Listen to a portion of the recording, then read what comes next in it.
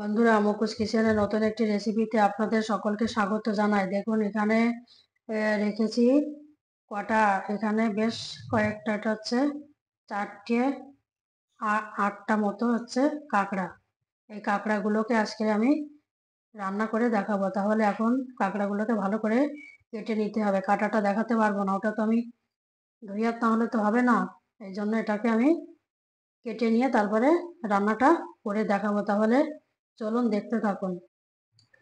এখানে কাঁকড়াগুলোকে কেটে সুন্দর করে ধুয়ে বেছে নিয়েছি। এই যে খুব শাঁস হয়েছে, একদম শক্ত। শাঁস না হলে এটা হয় কি একদম নরম হয়ে যায়। খুব ভালো শাঁস হয়েছে। এটা হচ্ছে আসল কাঁকড়াগুলো, আর এটা হচ্ছে এর পাগুলো। পাগুলো এখানে এই ছোট পাগুলোতেও না অনেক শাঁস থাকে। এই যে এখানে কামড়ালে টিপ দিলে সব বেরিয়ে যায়। আর এই হচ্ছে বড় পাগুলো, এগুলোকে কেটে নিয়েছি, ভালো করে কেটে ধুয়ে নিয়েছি। এখন এগুলোকে আমি একসঙ্গে রান্না করব। আর এটার মধ্যে হয়েছে এই যে এই ঘিলুটা হয়েছে, এটা খেতে না দারুণ লাগে। এবার এটাকে আমি এখন রান্না করব। কড়াতে তেল দিয়েছি পরিমাণ মতো, তেলটি গরম হয়ে গেছে। এখন এর মধ্যে আমি এই কাঁকড়াগুলোকে এর মধ্যে দিয়ে দেবো।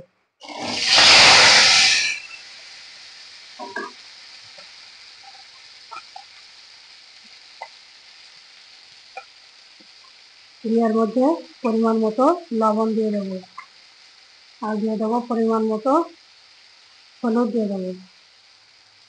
দিয়ে ভালো করে এটাকে ভালো করে ভেজে নেব।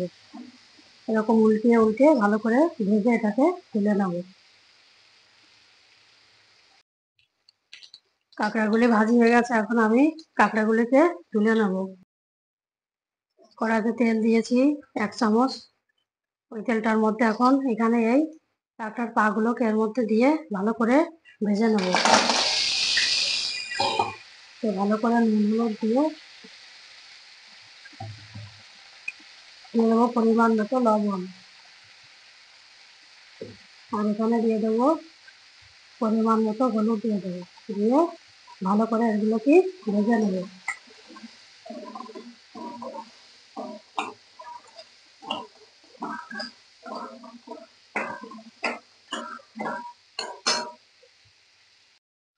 কাঁকড়ার ঠ্যাংগুলি খুব ভালো করে ভাজি হয়ে গেছে। এখন এগুলোকে আমি এখন নামিয়ে নেব। এই কাঁকড়ার কষাটি বানানোর জন্য এখানে আমি নিয়েছি, এখানে 2টো পেঁয়াজ কেটে নিয়েছি এইভাবে, আর এখানে 3টে কাঁচা লঙ্কা।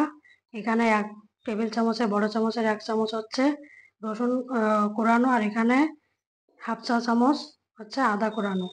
এই উপকরণটা দিয়ে রান্না করবো। আর এখানে রেখেছি 2টো টমেটো। এই টমেটোর দুটোকে একটুখানি আমি ঘষে নেব। এটা দিয়ে এই রান্নাটা করব।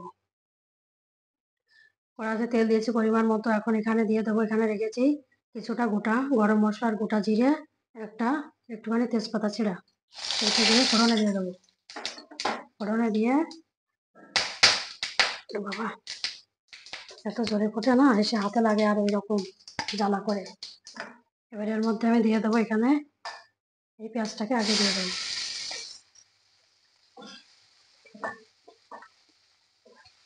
পেঁয়াজটাকে দিয়ে এটা প্রথমে একটু লবণ দিয়ে এটাকে ভালো করে এটাকে আমি কষিয়ে নেব। লবণ দিয়ে দিলাম, লবণ দিয়ে এটাকে একটুখানি কষানো নরম হয়ে গেলে বাকি মশলাটা এর মধ্যে আমি দিয়ে দেবো। এখানে পেঁয়াজটা আমার ভালো করে কষানো হয়ে গেছে। এখন এর মধ্যে দিয়ে দেবো এই রসুন আর আদাটাকে দিয়ে দেবো এর মধ্যে। দিয়ে এর মধ্যে এই লঙ্কাটাকে ভেঙে দিয়ে দেবো। দিয়ে মশলাটাকে ভালো করে এখানে কষিয়ে নেব। মশলাটি খুব ভালো করে কষানো হয়ে গেছে। এখন এর মধ্যে দিয়ে দেবো পরিমাণ মতো হলুদ। এই হলুদটা দিয়ে দিলাম। হলুদ দিয়ে এটাকে একটুখানি আমি নেড়ে নেব। এই নেড়ে নিয়ে এর মধ্যে দিয়ে দেবো আমি এই টমেটো পিউরিটাকে দিয়ে দেবো। টমেটো পিউরি রেখেছি এখানে, এটাকে দিয়ে দেবো। দিয়ে এটাকে ভালো করে মশলাটার সঙ্গে এটাকে কষিয়ে নেব।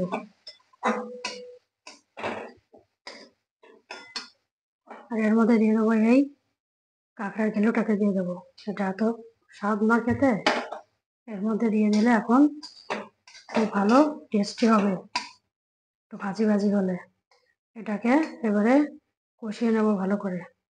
মশলাটি খুব সুন্দর করে কষানো হয়ে গেছে। এখন এর মধ্যে দিয়ে দেবো এই ভেজে রাখা কাঁকড়াটা, এর মধ্যে দিয়ে দেবো। ওর মধ্যে দিয়ে এটার সঙ্গে মশলাটার সঙ্গে একটুখানি আমি এটাকে নাড়িয়ে নেবো। নাড়িয়ে এটাতে পরিমাণ মতো জল দিয়ে দেবো। যেহেতু এটা কষা হবে তাই এটাতে জল বেশি পরিমাণে দেওয়া যাবে না, কম দিতে হবে। এবার এটার মধ্যে আমি দিয়ে দেবো পরিমাণ মতো জল। এই জলটা দিয়ে এটাকে আমি এবারে ঢাকা দিয়ে কিছুক্ষণ রেখে দেবো। এই কাঁকড়ার কষাটি আমার হয়ে গেছে। এখন এটাকে এখানে দিয়ে দেবো আমি 2 চামচ গুঁড়ো মশলা। এটা রয়েছে ধনে, জিরে আর গোলমরিচের গুঁড়ো। এটাকে দিয়ে আমি এটাকে এখন নামিয়ে নেব। বন্ধুরা দেখুন কত সহজ পদ্ধতিতে, কম উপকরণে কত সুন্দরভাবে বানিয়েছি এই বড় কাঁকড়া কষা। এইভাবে আপনারা বানাবেন আর বানিয়ে খেয়ে দেখবেন কেমন লাগলো। অনেক দিন আমি ভিডিওটা করি না, কারণ আমার ফ্যামিলিতে একটা ইনসিডেন্ট ঘটে গেছে, তার জন্য মন টন খুব খারাপ ছিল। এই জন্য আমি ভিডিওটা করতে পারি না। আজকে অনেক দিন পরে করলাম। আপনারা এই ভিডিওটা দেখে এইভাবে রান্না করে খাবেন, দেখবেন কত ভালো লাগে। খুব টেস্ট লাগবে খেতে। এভাবে রান্না করে খাবেন। আর এই ভিডিওটা যদি ভালো লাগে তাহলে আপনারা লাইক করবেন, শেয়ার করবেন, সাবস্ক্রাইব করবেন। আর আপনারা সবাই ভালো থাকবেন।